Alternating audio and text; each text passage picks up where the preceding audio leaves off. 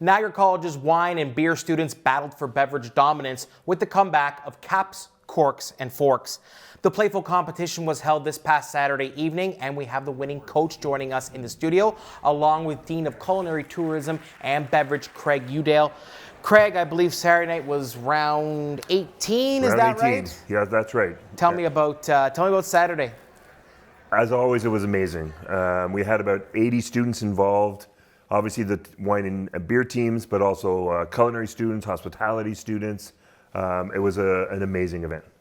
Adrian Popovich is here, and Adrian, here, help me up here. Let's get this thing up here. Here we go. There we go. There's the hardware. So, Team Beer won, is that right? Yes, we did indeed. Tell me about Team Beer, and tell me about Team Wine, because they put a gallant effort in. But tell me about Team Beer. Absolutely, they did. So on beer, so we had myself as a coach, head coach, but I had 3 other assistant coaches, if you will.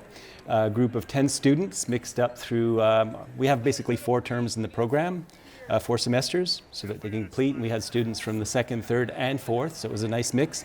We paired them up for presentations, because the way this rolls out is between each course, you have wine students that present their pairing and discuss why they think that's the better pairing for the food, as does beer, so we alternate throughout that whole thing, and it's a beautiful event. Now, I'm going to grab this. Now, hold on one second. I'm going to take this over here. So,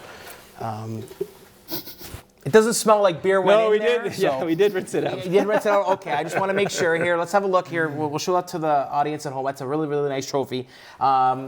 You must have had some different flavors of beer. What'd you have? Oh boy, it was really rough. I mean, first, it was rough. Well, it was a difficult challenge. Rough, was it? Oh, okay. No, to actually pick the beer was the hardest part. I mean, just to say, kudos to the culinary team, the baking team for creating masterpieces. Each dish was phenomenal, and so we had a challenge of trying to pair those.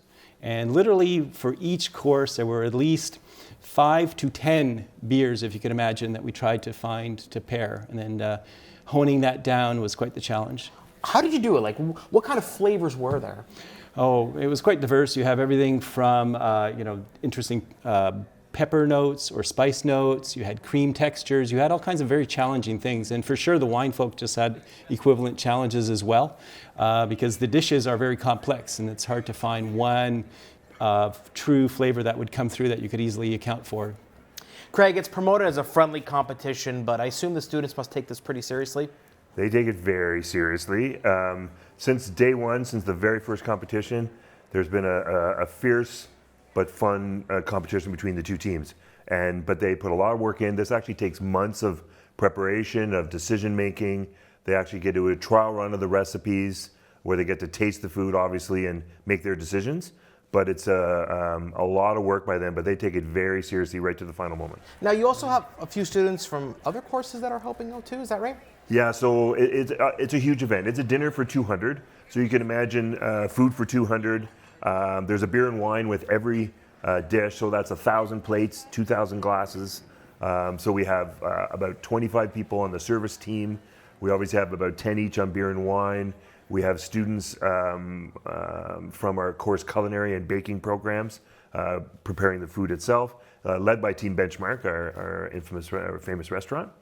And so that collection, that sort of 70 to 80 students, along with all the staff and everyone involved, the marketing team, facilities, IT, like it's a big, big event for the college.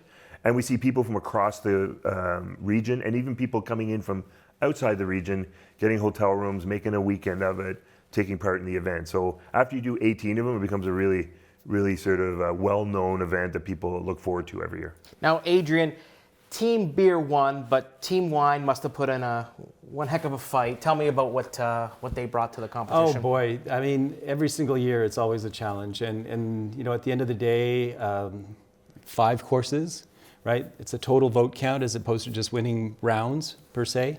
And they have as equal or as a difficult challenge to match the food and to pair food with the wine. I mean, we always historically might say wine, might go better, but I think that's where we come in and try to prove them wrong in terms of pairing, and just that there are a lot of diverse flavors that wine may not get to, but there are certain courses, of course, that lend themselves very well to wine. So now, what I call it is a collaborative competition is what we just went through, right? Because Yeah. even though we are, Competition. it is, even though, because we push each other to do better, right? And to find the right kind of thing. Now, the winning team obviously gets this trophy, which you're going to nameplate with it later. They get bragging rights, but what else do they get? I think it's participation in the experience. I think above and beyond just the skill sets that they develop.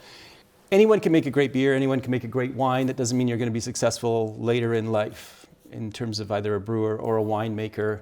It's the other part of it, being able to promote, sell, understand, converse with people. I don't want to use the word convince, but kind of lead them to conclusions about how good your product is versus anybody else's. And so those are the soft skill sets that these students develop, I think, are really key. Under a minute to go, one of you guys, what's up next for the program? Well, right now we have continuing our chef journey.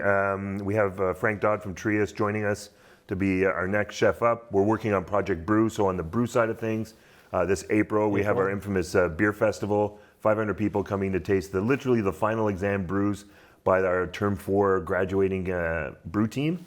That's really another great signature event at the college that hopefully people can come join us. Adrian, come grab this trophy with me. Come on, we'll put it right here.